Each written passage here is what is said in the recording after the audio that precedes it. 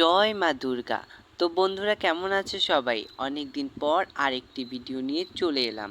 এখন কেন জানি না ভিডিও বানাতে মনই চায় না।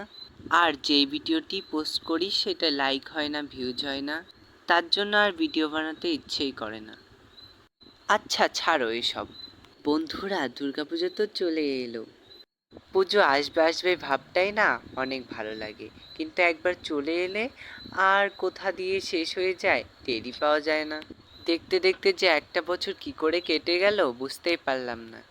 যখন ছোট ছিলাম তখন কিন্তু দুর্গাপুজোটা একটু দেরি করেই আসতো আমাদের মনে হতো।